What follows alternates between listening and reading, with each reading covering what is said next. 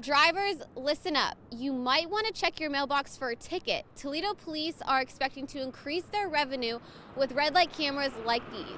It's a problem around the country, but here in Monroe County, they've created a coalition to beat the heroin epidemic. Toledo Public Schools is giving your child a chance to jump ahead with their program Head Start. Metro parks across Toledo are expanding, but the question is, are there enough park rangers to keep visitors safe? Drivers traveling into East Toledo may be experiencing some frustration for the construction that is happening across the river for new apartments. The prosecutor's office here in Monroe County is taking major steps to crack down on the heroin epidemic. Service dogs can be a great asset to folks with disabilities, but before they can help their new owners, they are just little pups. As you can see behind me, a semi ran into some power lines.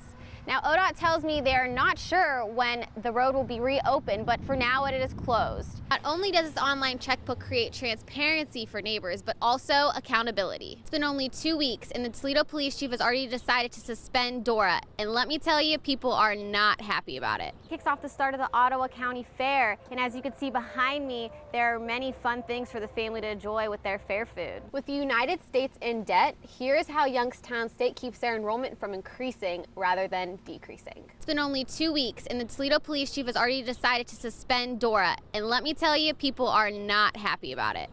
Comment after comment. This story hit a nerve with people on social media yesterday, and they seemed just as upset about it away from their computer. I think it's racially profiled. I think it's self-explanatory. It's racially profiled. The reasoning behind the suspension for tomorrow night's event, a boxing match in Huntington Center, is due to multiple fights that broke out after the same event last year. But some people aren't buying it.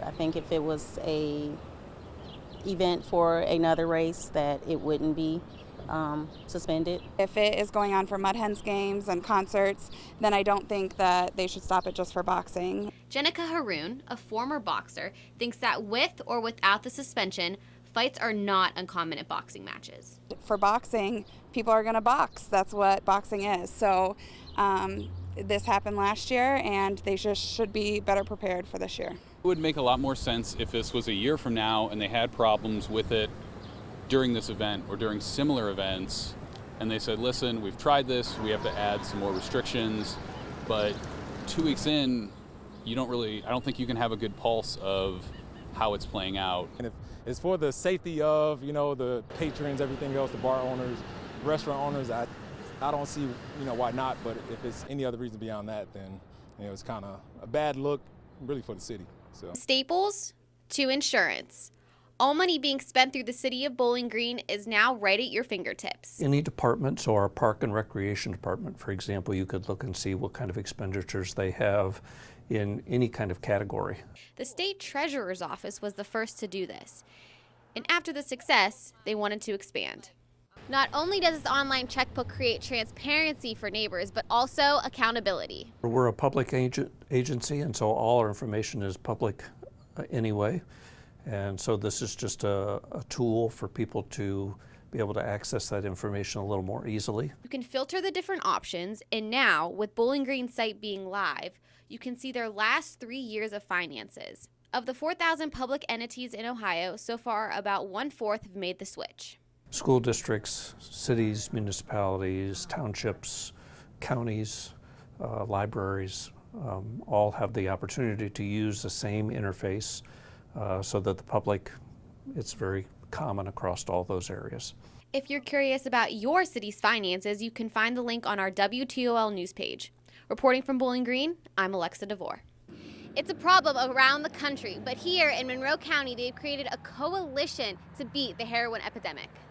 The Substance Abuse Coalition, put on by United Way of Monroe County, has altered their main focus in tackling this hard-hitting epidemic. Not one organization can solve this epidemic that we have going on in this community. 4 programs are tailored around the community as a group, including law enforcement, treatment, medical, and prevention.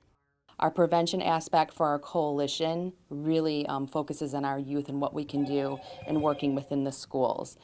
There has been a recent spike in the number of high school students that have admitted to taking some type of prescription drug not prescribed. I can't say enough about our community and how we've come together, and the support that we get from the various organizations has really made an impact in regards to the work that our coalition is doing.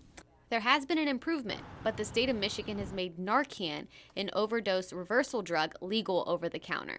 Our medical work group has worked very closely with our legislators, with our Michigan automated prescription system, and really getting doctors to use the system as they should, and then not having certain exemptions on medications being put into that system. The coalition says the community as a whole will continue to work hard and reduce the number of overdose deaths in the county.